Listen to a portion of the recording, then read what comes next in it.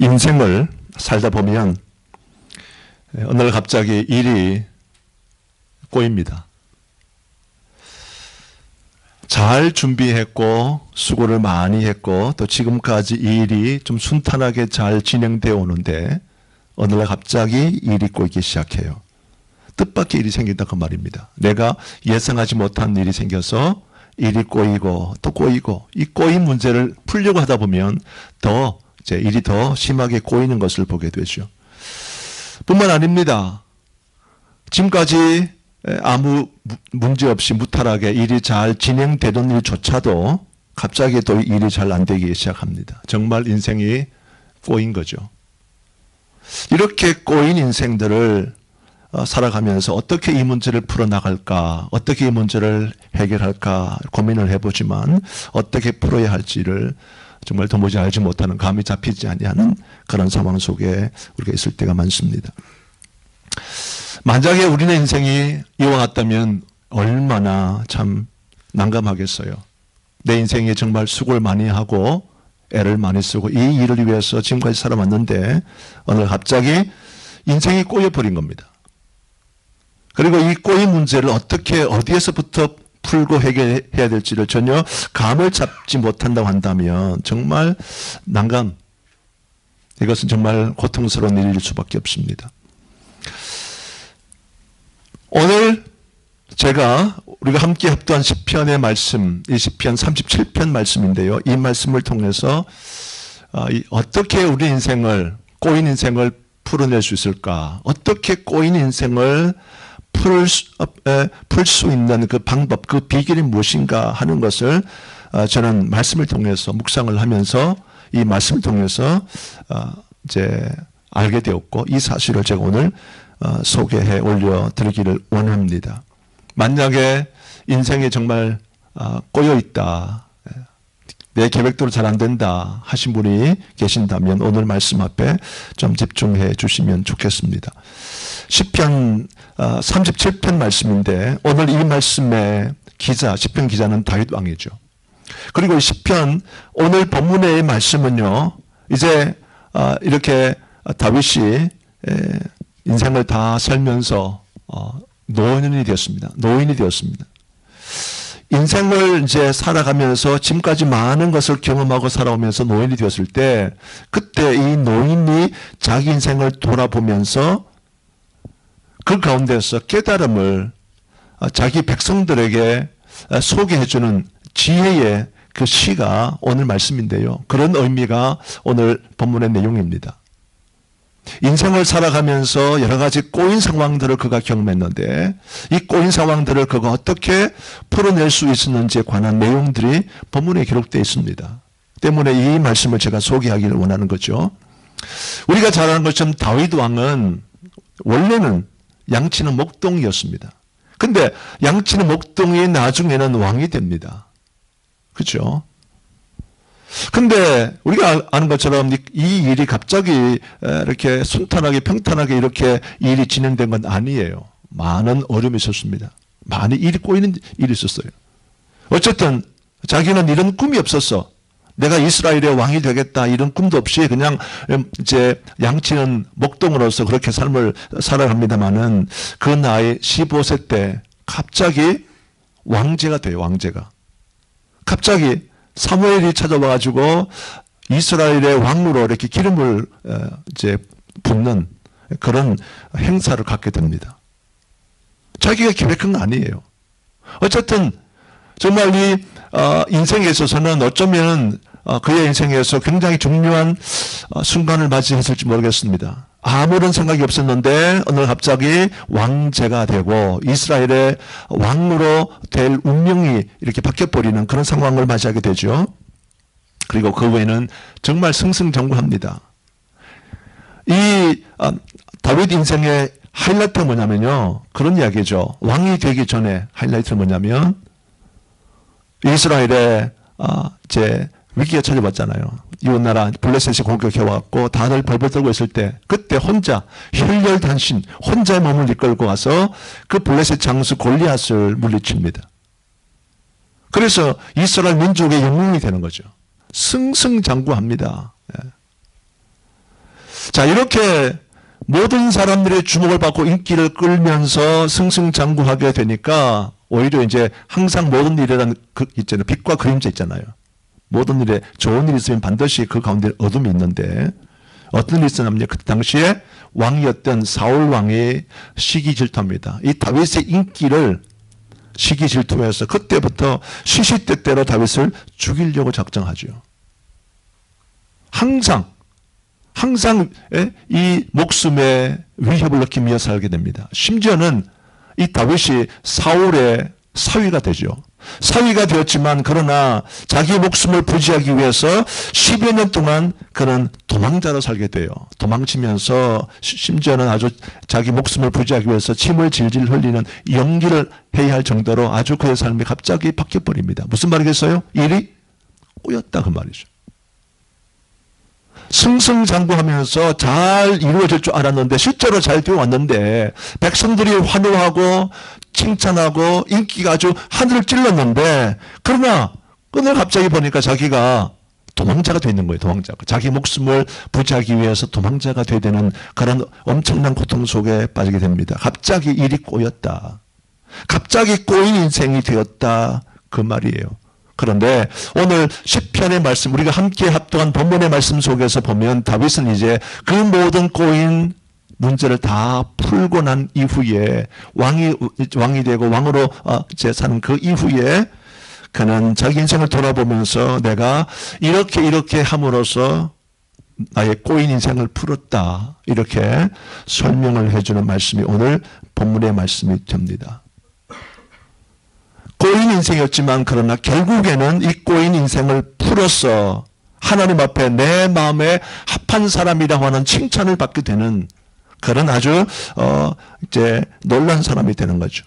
그래서 오늘 말씀 속에 제가요 오늘 설교 제목입니다. 꼬인 인생을 푸는 방법이라는 주제로 어떻게 다윗은 이 꼬인 문제를 풀 수 있었는가? 마찬가지입니다. 만약에 우리는 인생이 뜻한 바대로 되지 않는다 한다면 이 말씀 앞에 우리는요 집중하셔야 합니다. 귀를 기울이셔야 합니다. 그래서 어떻게 나의 꼬인 인생을 풀 수 있는가 오늘 비결 3가지를 소개해 올려드리겠습니다. 오늘 말씀 잘 따라오시면 좋겠습니다. 자, 첫 번째 말씀입니다. 꼬인 인생을 푸는 첫 번째 비결이 뭐냐? 꼬이는 중에도 불평하지 않는 겁니다. 따라합시다. 꼬이는 중에도 불평하지 말아야 합니다. 인생이 꼬이면 사람들이 가장 쉽게 불평하게 돼요. 불평하고 원망하고 불평하고 원망하고 이런 마음들을 품게 됩니다. 그런데 다윗은 우리가 말씀을 통해서 우리가 보면 이 다윗의 생애를 우리가 알잖아요. 근데 다윗은 그가 꼬인 상황에조차도 말이에요. 그는 결코 불평하지 않습니다. 말씀 속에 보면 이 다윗의 모습 속에서 우리가 그 사실을 확인할 수 있어요. 다윗은요. 컴플레인이 없어. No complain. No condemn. 다른 사람을 비난하거나 이런 일도 하지 않아요. 심지어 어느 날 갑자기 목동에서 어느 날 갑자기 왕제가 되는 상황. 그 다음에 정말 자기가 원하지 않았지만 이스라엘 백성들을 위해서 자기가 몸소 나서가지고 블레셋의 이 장군이죠. 골리앗을 죽이는 그 가운데서 백성들이 환호하고 이렇게 좋아했지만 이로 인해서 오히려 왕의 미움을 받고 자기 목숨에 위협을 받는 그 상황 속에서조차도 이 다윗은 불평하지 않습니다. 나중에 그가 왕이 됩니다. 왕이 되어서 왕이 된 이후에 자기가 믿었던 신하로부터 배신을 당합니다. 그러나 그 상황 속에도요 다윗은요 원망하거나 불평하지 않아요. 뿐만 아닙니다. 자기가 낳았던 자기 아들의 압살롬이라는 자기 아들로부터의 배반을 당하고 반역을 이렇게 이제 일으켜서 그 아들 때문에 자기 왕궁을 버리고 도망가야 되는 그 상황 속에조차도 자기 아들을 향한 불평을 하지 않아요. 그래서 다윗이 그 이야기하고 있는 겁니다. 내가 살아오면서 꼬인 상황이 있어서 갑자기 원하지 않는 상황이 있었어. 그러나 그 상황 속에서 나는 결코 원망하지 않았어. 불평하지 않았어. 그러므로 만약에 꼬인 인생을 살고 있다고 한다면 이거 분명히 지켜야 할 넘버 1 첫 번째 이유다 하는 겁니다. 여러분 잘 생각해 보면 좋겠어요. 사람들이 꼬인 인생은요 꼬인 이유가 있습니다. 어떤 경우에는 내가 원하지 않은 일이지만 그런 일이 있을 수 있겠고, 또 아니면 누군가를 통해서 아주 나쁜 사람, 행악자, 악인들로 인해서 내가 갑자기 피해를 입을 수도 있어요. 이런 상황에서 가장 먼저 우리는 남을 비난하고 불평하고 정말 참지 못하는 거죠. 특별히 악을 행하는 사람들이 내 주위에 있다고 한다면 나쁜 사람들 향해서 가장 먼저 우리는 원망하고 불평하고 그렇게 우리가 힘들어하게 되는 겁니다. 그런데 오늘 말씀 속에서 다윗은 나는 그렇게 살지 않았다 하는 겁니다. 자, 이 말씀을 꼭 기억하면 좋겠어요. 나는 이렇게 살지 않았다. 따라합시다. 나는 이렇게 살지 않았다. 여러분 꼭 기억하세요. 제가 말씀드리지만 우리는 말씀을 듣고 받았지만 또 어떻게 합니까? 잊어버리고 내 삶 가운데 실제로 잘 적용을 하지 않아요. 어플라이를 하지 않아요. 이게 문제죠. 오늘날 21세기에 살고 있는 성도들의 심각한 문제가 뭐냐면 하나님 말씀을 모르기 때문도 아니고 말씀을 내가 듣지 못함도 아니에요. 가장 큰 문제가 뭐냐면 하나님 앞에 받은 말씀을 내 삶 가운데 내가 그 말씀을 적용하지 않는 겁니다. 나에게 맞추어서 이 말씀대로 살아가는 노력을 하지 않은 게 문제다 그 말이죠. 자, 다윗은 나는 이렇게 하지 않았다는 거예요. 악한 자가 있고 그 악한 자 때문에 내가 피해를 입었다 할지라도 그 일 때문에 갑자기 일이 꼬이고 내 인생이 꼬이는 상황이 되었다 할지라도 그 당사자를 그는 원망하지 않습니다. 사울 왕이 그토록 다윗을 죽이려고 해왔지만 그러나 우리가 알다시피 다윗은 사울 왕에 대해서 어떻게 합니까? respect. 끝까지 존경하고 끝까지 하나님의 기름 부으심, 하나님께 기름 부음 받은 사람으로서 그렇게 존중하는 모습을 봅니다. 불평하지 않아요. 이게 정말 중요한 포인트입니다. 자, 오늘 본문 1절 말씀인데 같이 합독해 봅니다. 시작. 악을 행하는 자들 때문에 불평하지 말며 불의를 행하는 자들을 시기하지 말지어다. 아멘. 악을 행하는 자들 때문에 불평하지 말고 불의를 행하는 자들을 시기하지 말라. 다윗이 분명히 강조하죠. 분명히 지금 다윗의 인생 가운데는 이런 악을 행하는 자들이 많았습니다. 마치 음식이 있으면 자꾸 이렇게 파리가 꼬이듯이 말입니다. 뭔가가 자꾸 꼬이잖아요. 자꾸 찾아와서 괴롭히고 하듯이. 마찬가지예요. 이 정말 이렇게 다윗의 삶 가운데는 이런 행악자들이 악을 행하는 자들이 많이 찾아왔습니다. 그리고 그 사람들 때문에 많이 어려움을 당했습니다만은 그러나 그는 불평하지 않았어요. 악인 때문에 불평하지 않고 그리고 그들이 행하는 불의한 모습을 보면서 시기하지도 않았습니다. 그래서 불평하지 말라, 시기하지 말라라고 하는 것이 하나님의 말씀이에요. 자, 불평하고 시기는요 비슷합니다. 항상 같이 가게 됐어요. 불평하고 시기하는 것은 항상 같이 가게 되는데 자, 어떤 사람은요 끊임없이 불평합니다. 끊임없이. 습관이 된 거죠. 제가 언젠가 아마 이 불평하지 말할 이유에 대해서 제가 소개한 적이 있을 거예요. 사람들은 습관입니다. 습관. 자기가 습관적으로 불평하고 또 일이 좀 잘 안 된다 싶으면은 이 모든 안 된의 원인이 나의 책임이 아니라 다른 누군가의 책임이라고 그렇게 생각하면서 그 사람을 원망하고 불평하게 되는 거죠. 그런데 이렇게 해서는 꼬이는 생활을 풀 수 없다. 제가 목회를 지금까지 하고 보니까 어떤 사람은요 자기 부모님을 그렇게 원망합니다. 자기 부모를 그렇게 원망하는 사람이 있고 또 자기 남편이나 자기 아내를 그렇게 원망하는 사람이 있고 또 형제를 또 그렇게 원망하고 또 심지어 부모는 또 자식을 또 원망을 많이 하는 사람이 있어요. 근데 그렇게 원망해서는요 꼬인 이 문제가 풀리지 않는다 하는 것이 지금 시편 기자의 고백입니다. 내가 지금까지 살아오면서 내 인생을 돌아보니까 내가 여러 가지의 이런 상황 가운데 있었지만 그러나 그 상황 가운데서도 이 꼬인 문제를 풀 수 있었던 것은 내가 꼬인 상황 속에서도 불평하지 않았어. 나는 다른 사람은 다 불평하고 그래도 나는 불평하지 않았고 원망하지 않았고 시기하지 않았어. 이렇게 말하면서 그가 그 상황 속에서도 불평하지 않았던 이유를 설명합니다. 항상 우리는 이유를 아셔야 돼요. 뭐든지 이유를 알아야 됩니다. 내가 왜 이 길을 걸어가야 할지 이유를 모르면 사람들은 이 길을 가지 못합니다. 가다가 힘들어지면 중간에 포기하고 말지요. 그러나 이유를 안다고 한다면, 내가 이 길을 끝까지 가야 할 이유를 안다고 한다면 여러 가지 태클이 걸리고 여러 가지 상황이 찾아온다 할지라도 우리는 그 길을 끝까지 가는 거거든요. 다윗이 마찬가지입니다. 내가 비록 악을 행하는 사람 때문에 내 인생이 꼬이고 내 인생 가운데 어려움이 있는 것은 사실이지만, 그러나 내가 이들을 원망하지 아니하고 불평하지 아니하고 시기하지 않은 이유가 있다. 그 이유가 바로 본문의 2절이다 이렇게 말합니다. 자, 본문 2절입니다. 같이 합독합니다. 시작. 그들은 풀과 같이 속히 배임을 당할 것이며 푸른 채소같이 쇠잔할 것임이로다. 아멘. 자, 이유가 뭐죠? 지금 다윗이 이 악한 사람들을 보면서 불평하지 않았던 이유, 시기하지 않았던 이유가 뭐냐? 그들은 풀과 같다는 거예요. 풀. 그들은 풀과 같다. 세상의 악인들, 나를 괴롭히고 나를 힘들게 하는 이 사람들은 다 뭐가 같다? 풀과 같다는 것을 아셔야 돼요. 마찬가지예요. 우리가 이 세상을 살면서 이 세상 가운데 나의 마음이 빼앗겨서 헛된 것을 구하지 않는 사람이 되는 이유가 뭐냐면, 이 세상이 뭐가 같다? 풀과 같다는 것을 아셔야 돼요. 근데 우리는 자꾸 이 세상이 풀이 아니라 뭔가 이것은 영원히 빛날 것 같이 보이고 무슨 다이아몬드처럼 보이고 보석같이 보이고 그렇게만 보인다 한다면 이 세상을 포기하지 못하잖아요. 근데 하나님 백성들 눈에는 이 세상이 다 풀처럼 보여야 돼요.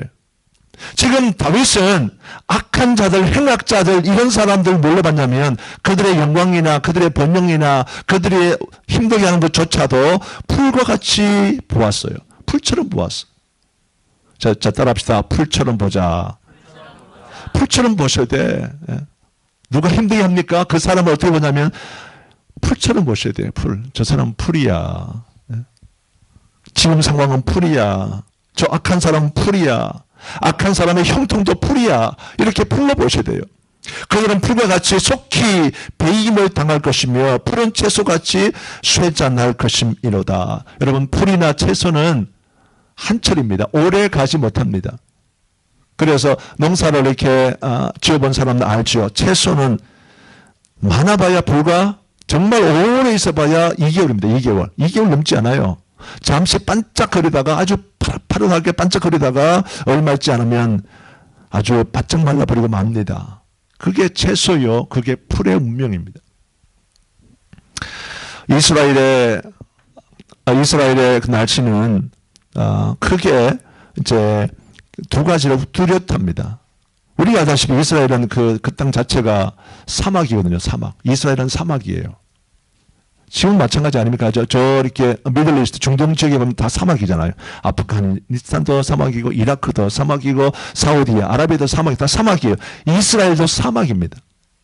사막인데 이 사막이지만 그러나 날씨는 두 가지로 뚜렷해요. 하나는 뭐냐? 비가 오는 우기가 있어. 비가 많이 오는 우기가 있고 그 다음에 이 우기가 끝나면 비가 오지 않고 그 다음부터는 햇볕이 아주 강렬하게 내릴 때는 건기가 있습니다. 건기. 우기 때는 매일 비가 쏟아집니다. 매일 비가 쏟아지기 때문에 비가 쏟아지면 그 다음에 어떤 일이 벌어지겠어요? 산천초목에 풀들이 아주 그냥 마치 이제 이것이 영원한 것처럼 풀이 막 돋아나고 아주 파릇파릇해집니다. 그래서 이 이스라엘이 사막이 아니다, 황무지가 아니다라고 생각이 들 정도로 그렇게 전체가 파릇파릇하고 나무도 풀도 아주 왕성하게 자라납니다.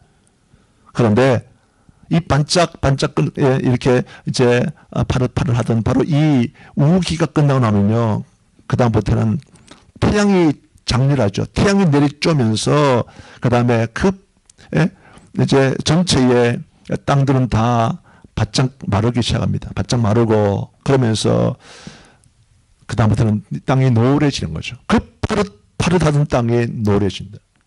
제가 왜 이런 얘기 하냐면 지금 이스라엘 백성들에게 지금 다윗이 2절 말씀을 말했을 때 백성들은 다 알았다 몰랐다? 알았다 그 말이죠. 이 상황을 다 말만 해주면 다 알아차릴 수 있습니다. 아 그렇지, 우리가 지금까지 이런 상황을 보고 있잖아요. 이스라엘 백성들은 지금까지 이와 같은 상황 속에 살고 있으면서 우기 때는 새싹이 막 돋아나고 풀이 파릇파릇하면서 마치 영화할 것처럼 그래 보이지만, 그러나 우기가 끝나자마자 건기가 되어지고, 건기 때는 그 파릇파릇한 새싹들이 다 말라서 땅에 누렇게 변해서 아주 말라버리는, 이것이 사실은 풀의 운명인 거죠. 풀의 운명. 풀도 이렇게 쇠잔해질 것이고 채소도 이와 같이 쇠잔해질 것이고, 마찬가지로 악인들의 삶도 이와 같이 쇠잔해질 것이다 라고 하는 것을 백성들을 알며 이것을 지금 다윗은 말하고 있는 거예요. 그래서 이 사실을 알고 있기 때문에 다윗은 그가 꼬인 인생을 꼬이게 만들었던 그 당사자들, 뭐 사울이나 아니면 뭐 다른 배반자들이나 아니면 여러 가지 상황 속에서 도망을 가야 됐던 그 자기 목숨의 위태로움을 느꼈던 그 순간조차도 다윗은 이 사실을 깨달았어요. 풀과 같다. 풀과 같고 채소 같다. 반짝하다가 끝나고 만다. 여러분 제발 부탁드립니다. 우리가 이것을 꼭 기억하셔야 돼요. 인생을 살면서 이거 아셔야 돼요. 이거 깨달으셔야 돼요. 정말 세상의 영광이라든지 세상의 이 화려함이라든지 세상의 성공이라든지 세상의 이 모든 것이 내 눈에는요 풀처럼 보이셔야 돼요. 풀처럼. 그래야 이 잠시 말라져 버리고 많은 이것에 내 마음을 빼앗기지 않는 겁니다. 그런데 아직도 죄송합니다만은 우리 성도님들 아직도 보면 이 세상에 정신이 팔려 있어요. 뭘 모르냐면 풀 같다는 것을 몰라. 얼마 되지 않으면 이것이 다 말라 비틀어지고 만다는 것을 몰라요. 오늘 지금 말씀 가운데서 다윗이 이렇게 말합니다. 노년에 있는 다윗이 이렇게 말합니다. 하나님의 백성들아, 악한 자들이 승리하는 것처럼 보이고 불의한 자들이 득세하는 것처럼 보이느냐? 그래서 마음이 아프냐? 그래서 힘들고 불평이 나느냐? 그러나 너무 슬퍼하지 말고 속상하지 말라. 그들의 운명은 바로 풀과 같으리라. 그들의 운명은 바로 이 채소와 같으니라. 이렇게 다윗이 말하고 있는 겁니다. 그래서 불평하지 말라. 자, 우리 이어서 말씀을 봅니다. 시편 37편 7절과 8절 말씀인데요. 같이 잡다고 봅니다. 시작. 여호와 앞에 잠잠하고 참고 기다리라. 자기 길이 형통하며 악한 꾀를 이루는 자 때문에 불평하지 말지어다. 분을 거치고 노를 버리며 불평하지 말라. 오히려 악을 만들 뿐이라. 아멘. 이 말씀 아시겠습니까? 네. 우리가 원망하거나 불평할 필요가 없어요. 오히려 원망과 불평하면요, 우리가 하는 원망 때문에, 불평 때문에 이것이 더 악을 만들어내게 되는 거예요. 무슨 말이겠어요? 여기서 악을 만들 뿐이라 말은 무슨 말이겠습니까? 일이 더 꼬일 뿐이다 그 말이에요. 원망하면 일이 더 꼬일 뿐입니다. 불평하면 일이 더 꼬입니다. 내가 왜 안 되냐? 내가 애를 많이 썼고 내가 수고를 많이 했고 이걸 위해서 내가 오랫동안 준비해왔는데 왜 갑자기 일이 꼬였느냐? 나도 모르게 원망이 나오고 나도 모르게 불평이 나오는 이 상황을 우리는 주의해야 된다. 조심해야 된다 그 말이죠. 왜냐하면 내가 그 상황 속에서 고했다고 또 원망하고 또 불평하게 되면요, 또 다른 악을 만들어서 또 다른 꼬임의 문제가 생기게 된다 그 말입니다. 끊임없이. 그래서 그렇잖아요. 우리가 실타래가 흥건해져 있어. 그래서 이것을 내가 풀어보겠다고 내 인간적인 방법을 풀어보겠다고 애를 많이 쓰다 보면 나중에 어떻게 합니까? 더 이상 풀 수 없을 정도로 더 꽁꽁 꼬이게 되는 것을 보게 됩니다. 그래서 중요한 것은 뭐죠? 실마리 찾아야 돼. 클루를 찾아야 돼. 실마리를. 흥크러지고 꼬여있는 실타래는요, 실마리를 찾아야 되는데 오늘 말씀의 첫 번째 실마리가 뭐냐면 너희는 꼬인 상황에서 불평하지 말라. 원망하지 말라 이렇게 말합니다. 제발 부탁드립니다. 갑자기 일이 안 됐어. 직장도 안 되고 가정생활도 힘들고 뭐 건강도 나빠지고 점점 일이 막 힘들어지고 꼬이는 상황 속에 있을 때 그때 원망하면 안 된다고. 오늘 말씀 꼭 기억하셔야 돼요. 원망은 절대로 하면 안 돼요. 원망하지 않는 것이 첫 번째 단추입니다. 원망하지 않는 것이 우리 꼬인 인생을 푸는 첫 번째 열쇠가 된다 하는 것을 꼭 기억하시기 바랍니다. 자, 두 번째, 꼬인 인생을 푸는 비결 두 번째입니다. 따라합시다. 선하게 살고 성실하게 살아야 합니다. 오늘 제가 이 말씀 가운데 앞에 마찬가지입니다. 꼬인 중에도라는 그 말이 빠져 있는 거죠. 꼬인 중에도 우리는요, 선하게 살고 꼬인 중에도 우리는요, 성실하게 살아야 합니다. 사람이 꼬이다 보면 해도 안 되고 그러니까 그다음부터 뭐 하겠어요? 포기하잖아요. 포기하면서 선하게 살지 않아요. 나도 나빠질 거야. 나도 삐뚤어질 거야. 그러잖아요. 자기가 내가 착하게 살려고 막 노력해왔는데 하지만 어느 정말 뜻하지 않게 내 인생이 꼬이고 막 이럴 때 보면 아유 나도 이제 삐뚤어질 거야. 나도 뭐 그냥 예수가 뭐고 하나님이 뭐고 교회가 뭐고 내가 내 받은 직분도 뭐고 내가 다 신경 쓰지 않고 나도 이제 삐뚤어질 거야. 근데 이런 사람도 제가 많이 봤는데요. 그 인생은 점점 더 꼬입니다. 더 꼬입니다. 꼭 기억하셔야 합니다. 1897년부터 시작해서 지금까지 매년 4월마다 열리는 전 세계적인 마라톤 대회가 있어요. 1897년부터 지금까지 딱 3번만 빠졌어요. 그리고는 매년마다 열리는 4월에 열리는 국제적인 마라톤 대회. 세계 1차 대전 때 한 번, 2차 대전 때 한 번, 그리고 코로나 팬데믹 때문에 한 번 이렇게 빠지고 every year마다 매년마다 열리는 국제 마라톤 대회였는데 그게 어디냐면 보스턴 국제 대회입니다.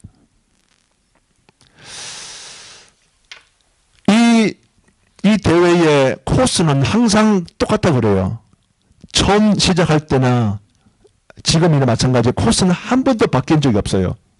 한 번도 바뀐 적 없이 코스는 일정하게 똑같은데 그러나 매년마다 한 2만 명의 사람들이 참가를 합니다만 그중에서 3분의 1만 끝까지 완주하고 나머지 3분의 2 자기들이 준비하고 잘 해왔지만 3분의 1 사람들은 탈락한다고 합니다. 이유가 뭐냐면 항상 코스가 똑같았잖아요. 똑같은데 맨 마지막 골인 지점 6마일 전부터 그게 한 언덕이 있대. 언덕이. 이 언덕이 너무 가파르고 너무 힘들어가지고 사람들이 여기에서 다 포기한다고 그래요. 그래서 이 언덕의 이름이 있습니다. 언덕이 뭐냐면 통탄의 언덕이라고 그래요. 통탄의 언덕. 마지막 준비해서 나도 내가 이번에는 완주할 거야. 뭐 1등이 뭐 중요한 게 아니라 이번에 내가 마지막 이 코스까지 끝까지 완주하는 게 내 목표야 하며 준비해 왔지만 마지막에 그 마지막 고비를 말이에요. 마지막 통탄의 언덕을 넘지 못해가지고 3분의 2 정도가 포기하고 마는 그런 일이 있다는 겁니다. 자, 제가 왜 이런 이야기 하냐면 우리의 인생도 마찬가지거든요. 내가 지금까지 잘 살아왔지만 우리 인생 가운데 이런 통탄의 언덕이라고 하는 고난을 맞이할 때가 있어요. 제가 목회를 하면서 어쨌든 저도 지금까지 목사로서 목회한 것이 오래된 거 아닙니까? 여러 종류 사람들을 봤을 것이고 여러 사람들의 모습들을 제가 다 지켜봤을 텐데 어떤 분은 정말 그랬어요. 잘 다녔어. 잘 다니고 잘 달리고 잘 해왔는데 마지막에 이 통탄의 언덕을 만나고 이 통탄의 언덕을 통과하지 못하는 거예요. 통과하지 못해서 좌절하고 그 가운데서 원망하고 불평하고 그렇게 포기하는 사람들을 만날 수가 있습니다. 근데 오늘 말씀에 시편 기자는 다윗은 이렇게 말합니다. 너희가 이 꼬이는 상황에서도 만약에 통탄의 언덕을 만났다 할지라도 그 가운데서 너희는 성실해야 된다. 그 가운데서 너희는 선하게 끝까지 노력해야 된다. 이런 이야기입니다. 자, 본문 3절인데 같이 합독합니다. 시작. 여호와를 의뢰하고 선을 행하라. 땅에 머무는 동안 그의 성실을 먹을거리로 삼을지어다. 아멘. 자, 오늘 이 3절 말씀에서 지금 시편 기자가 말한 것처럼 크게 두 가지. 하나는 뭐냐면 우리가 하나님을 의지하고서 선하게 살아야 된다. 꼬이는 인생 가운데서도 내가 하나님을 신뢰하고 하나님을 믿으면서 어쨌든 간에 우리는 그 가운데서도 선하게 살아야 된다. 착하게 살아야 된다. 이렇게 말합니다. 이게 사실은 비법이다 그 말이에요. 여러분 삐뚤어지면 안 돼. 나 삐뚤어질 거야. 삐뚤어질 거야 나 이제 내 마음대로 한번 살아볼 거야. 이래도 안 되고 저래도 안 되는데 이제는 내 마음대로 한번 해볼 거야. 그러면서 삐뚤어지잖아요. 이분은 죄송합니다만 더 이상 돌이킬 길이 없어요. 이 인생의 결과가 뭔지 우리가 잘 아셔야 합니다. 우리는 어떤 상황 앞에서도, 꼬이는 상황 앞에서도 우리는 선하게 살아야 되는데, 이 선하게 사는 것이 우리를 하여금 결국에는 승리하게 만들고 결국에는 꼬인 이 실타리를 풀어내치는 두 번째 클루가 된다, 그 말입니다. 자, 우리는 선하게 살아야 돼요. 선하게 산단 말은 이런 이야기입니다. 우리가 말을 해도 선하게, 그렇죠.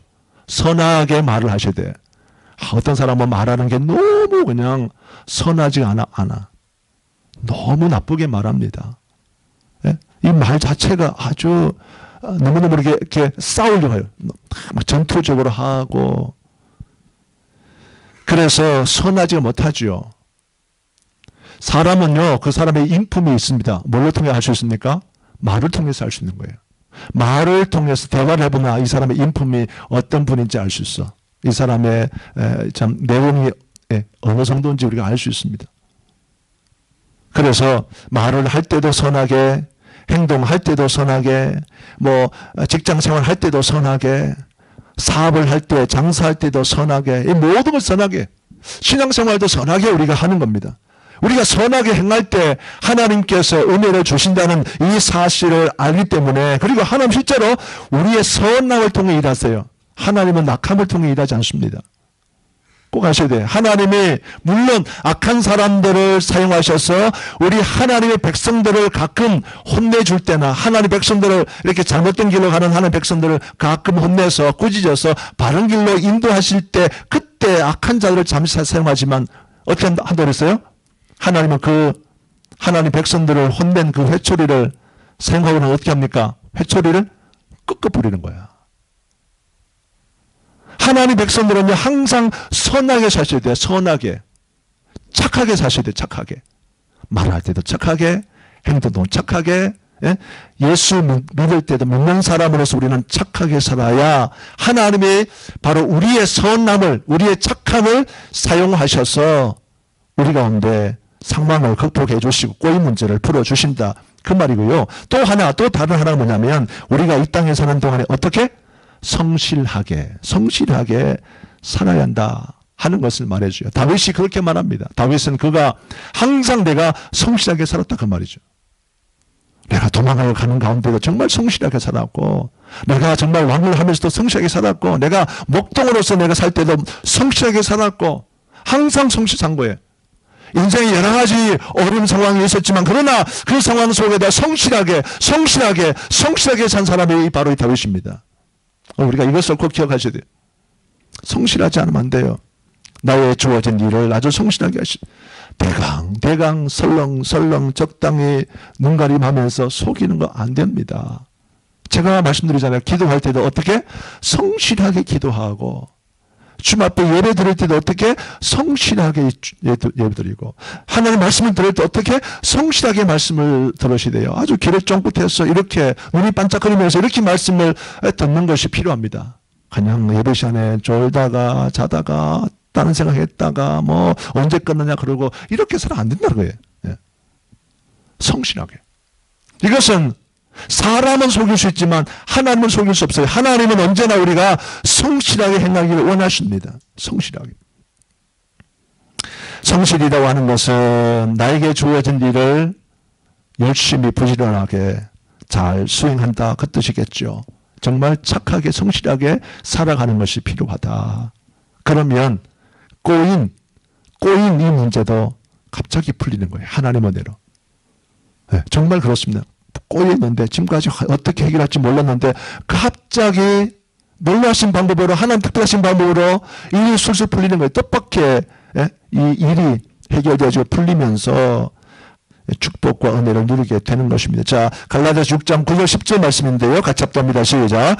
우리가 선을 행하되 낙심하지 말지니 포기하지 아니하면 때가 이름에 거두리라.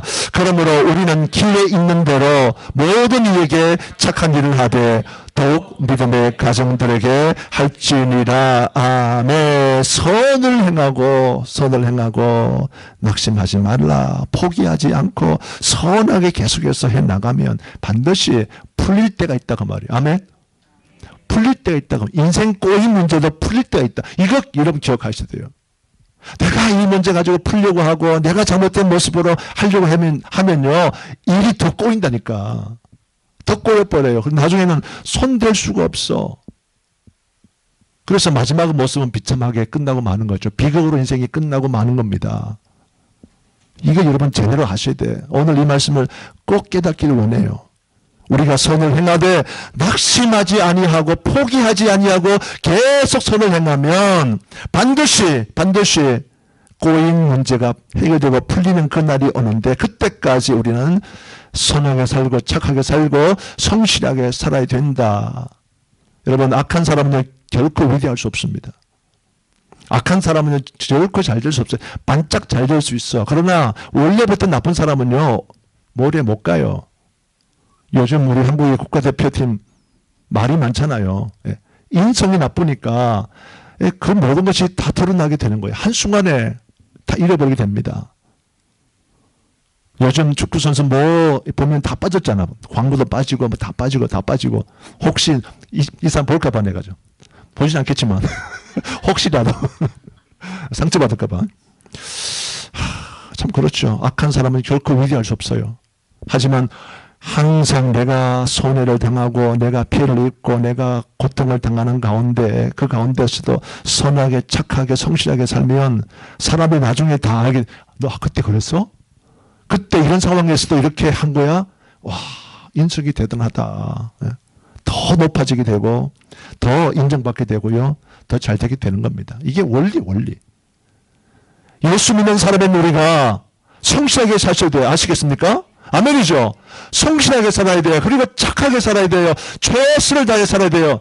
사람 볼 때나 안 볼 때나 똑같아야 됩니다. 어디에서나, 나 혼자 집에 있을 때나 교회에서 여러 사람 함께 있을 때나 똑같으셔야 돼. 내 신앙의 모습이 하나님 앞에서 내 모습이 똑같아야 돼요. 성도가 없는 자리에, 우리 피플스 교회 성도가 없는 자리에 저 딴 데 어디 멀리 가가지고 여행 가가지고 나쁜 짓 다 하고 돌아오잖아요. 이 인생 잘 될 수가 없습니다. 이 인생 어디에서나 똑같아야 돼. 어디에서나. 그렇게 돼야 사람을 우리가 정말 성실하다, 신실하다 이렇게 말할 수 있지 않겠습니까? 마지막 세 번째 하나만 더 소개해 올려드리겠습니다. 꼬인 인생을 푸는 비결 세 번째, 따라합시다. 하나님을 기뻐해야 합니다. 마찬가지죠. 꼬인 중에도 말입니다. 꼬인 중에도, 내 인생이 꼬이는 그 가운데서도 하나님을 기뻐하셔야 돼요. 내 인생이 이상하게 잘 안 되는 거야. 믿음대로 살아보고 목사님 말씀대로, 목사님 시킨 대로 한번 해본다고 했는데 왜 이렇게 일이 잘 안 풀리고 꼬이냐. 이럴 때 그 꼬이는 가운데서도 하나님을 기뻐해야 하는 것이 비밀이다, 비결이다 하는 겁니다. 자, 오늘 본문 4절 말씀인데 같이 합독해 봅니다. 시작. 또 여호와를 기뻐하라. 그가 내 마음의 소원을 내게 이루어 주시리로다. 아멘. 4절 말씀에 매우 중요한 숨어있는 비밀이 하나 있습니다. 오늘 4절 말씀, 이것이 순서라는 순서. 자, 순서가 이렇습니다. 먼저 여호와를 기뻐하라. 그 다음에 그리하면 그가 내 마음의 소원을 이루어 주리라. 세상 사람이 어떻게 말합니까? 먼저 나의 소원이 이루어지면 내가 하나님을 기뻐하게 할 것이요, 내가 하나님을 섬길 것이요, 내가 하나님 앞에 내가 내 모든 것을 드리겠습니다. 가장 먼저 하나님 내게 복을 주시고, 가장 먼저 내게 은혜 주시고, 가장 먼저 나를 승리하게 해 주십시오. 그러면 제가 하겠습니다. 이렇게 세상 그렇게 말해요. 이 거꾸로예요, 거꾸로. 제가 말씀드리지만 꼬인 인생의 이유가 뭐냐, 바로 이거예요. 꼬인 인생의 이유는 순서가 틀렸어요. 순서가. 하나님 내게 먼저 복 주시고 하나님 내 인생을 먼저 잘 되게 해주시면 그 다음에 제 인생 드리고, 그 다음에 제가 헌금도 하고, 그 다음에 제가 봉사도 하고, 그 다음에 제가 주일 성수도 하고 이렇게 살 겁니다. 이것이 잘못됐다는 거예요. 가장 먼저 내가 하나님 앞에 예배드리고 가장 먼저 하나님 앞에 경배하고 가장 먼저 하나님을 넘버원 우선순위를 삼고 그렇게 나아가면 하나님이 그 다음에 내 소원을 이루어 주시고 하나님이 그 다음 나에게 축복해 주시고 하나님이 그 다음에 내 모든 삶을 복되게 인도해 주신다라고 하는 것이 다윗 시편 기자의 고백입니다. 자기가 지금 이렇게 살아왔다는 거야. 먼저 여호와를 기뻐하라. 먼저 하나님 기뻐하라. 이것이 성도가 해야 되는 신앙의 마음입니다. 신앙의 기본 자세요. 성도의 고백입니다. 그래서 여호와를 기뻐한다는 것 자체가 무슨 말인가 하면 이 자체로 우리가 기뻐하는 거예요. 예를 들어서 마찬가지 아닙니까? 어린 딸이 어린 아들이 엄마 아빠 특별히 아빠가 어디 뭐 출장 갔다가 이렇게 한 일주 만에 이렇게 돌아오면 아이들이 어떻게 하겠어요? 선물 때문에 사실 뭐 아빠를 기다리고 이게 아니라 아빠 자체가 좋은 거야. 아빠가 오셨어. 아빠가 오셨어. 아빠가 오셨다고 해가지고 아빠한테 안기고 뽀뽀하고 뭐 이렇게 하는 거죠. 그 자체를 기뻐하는 거예요. 그 자체를. 이거를 알지 못하면요. 이거를 못 배우면요. 그 인생은 불행합니다. 좋은 그 가정이 아닌 거죠. 좋은 가정일수록 아빠가 뭐 어디 갔다가 돌아오면 이 아빠 자체를 기뻐하는 거예요. 아빠 자체를 즐거워하는 거예요. 똑같은 겁니다. 할아버지에게 물어보면 뭐죠? 손자가 그냥 그 자체가 기쁜 거야. 코가 질질 흘리고 뭐 그냥 뭐래도 좋아 죽습니다. 우리 장로님가 좋아 죽는 거야 그냥. 너무 좋아. 식사 때마다 항상 또 진우 자랑하고 이 진우는 할머니보다 나를 더 좋아해 이러면서 좋아하시. 그 자체죠. 그 자체가. 이해되십니까? 다른 거 아니에요. 뭐 다른 누구 아니야. 진우 아니고 진자 뭐 또 아니면 진수 뭐 이거 안 좋아해. 오로지 진우만 좋아해. 진우만. 왜냐하면 이 진우는 그 자체가 나의 기쁨이니까. 무슨 말인지 이해되시죠? 우리가 하나님을 그 자체로 기뻐해야 돼. 하나님 자체로. 하나님을 내가 기뻐하고 즐거워하면 하나님께서 나에게 무엇이냐고요? 나의 소원을 이루어주시는 순서가 이렇게 된다고 말입니다. 하나님 먼저 해주시면 제가 이렇게 하겠습니다가 아니라 그 전에 하나님 자체로 기뻐하고 하나님 자체로 만족하고 하나님 자체로 내가 정말 예배하면서 경배하는 하나님의 백성이 될 때 그때 하나님께서도 마찬가지 이런 사람 가운데 은혜를 베풀어 주셔서 꼬인 문제 있으면 풀어주시고 해결 안 된 거 되시면 또 해결해 주시고 은혜를 베풀어 주시게 된다 하는 것이 지금 시편 기자 다윗의 경험이었어요. 그것이 지혜였어요.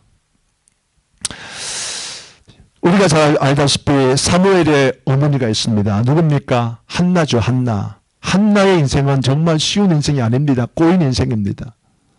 자기가 한 남자랑 이렇게 사랑해서 결혼을 해서 이렇게 가정생활을 하고 있는데 이 한나에게 아이가 없어요. 아이가 없다 보니까 그 다음에 인생이 꼬이기 시작한 거죠. 그래서 이 한나 대신에 첩이 생기고 이 첩으로 인해서 이 첩이 아이를 또 낳아버리네. 그러니 이 첩이 얼마나 한나를 또 괴롭힙니까? 비난하고 아이도 이제 생산한다고 그러면서 막 욕을 하고 비난하고 무시하고 이렇게 하니까 그 인생이 참 너무너무 참고 있는 불쌍한 여인이었습니다만은 그런데 한나가요 그 상황 속에서 꼬인 문제를 풀어내요. 꼬인 인생을 풀어냅니다. 하나님께 은혜를 구해요. 그리고 마침내 하나님께서 사무엘을 주십니다. 그로 말미암아서 그의 인생 완전히 풀리게 되는데 그 이유를 우리가 마찬가지 똑같은 이유를 우리가 찾아볼 수 있습니다. 우리 사무엘상 2장 1절인데 우리 합독해 봅니다. 시작. 한나가 기도하여 이르되 내 마음이 여호와로 말미암아 즐거워하며 내 뿔이 여호와로 말미암아 높아졌으며 내 입이 내 원수들을 향하여 크게 열렸으니 이는 내가 주의 구원으로 말미암아 기뻐함이니이다. 아멘. 한나는 가장 먼저 하나님의 구원으로 인해서 기뻐한다고 말합니다. 가장 먼저 내가 여호와로 말미암아 즐거워한다라고 말합니다. 가장 먼저 내가 여호와로 말미암아 높아졌다고 말하고 그러면서 하나님을 찬양하고 경배합니다. 이게 중요한 거예요. 가장 먼저.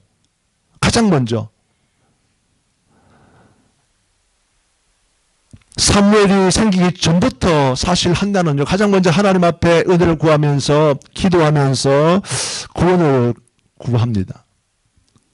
그러면서 내 마음이 하나님으로 말미암아 절구합니다. 하나님 그 자체로 내가 절구합니다. 이렇게 말하죠. 하나님 그 자체로 지금 꼬여있는 인생 가운데서도 내가 하나님 그 자체만으로 내가 기뻐하고 하나님 그 자체만으로 내가 절구합니다. 이 고백을 하고 있는 거예요. 중요한 그 포인트가 입니다. 꼬인 중에도. 오늘 제가 세 가지 말씀을 제가 소개해 드렸잖아요. 이 세 가지 말씀이 다 뭐냐면 다 그거예요. 꼬인 중에도 뭐 하지 마라? 불평하지 마라. 꼬인 중에도 뭐 하라? 성실하게 하고 선을 행하는 사람이 되라. 그 다음에 꼬인 중에 뭐 하라?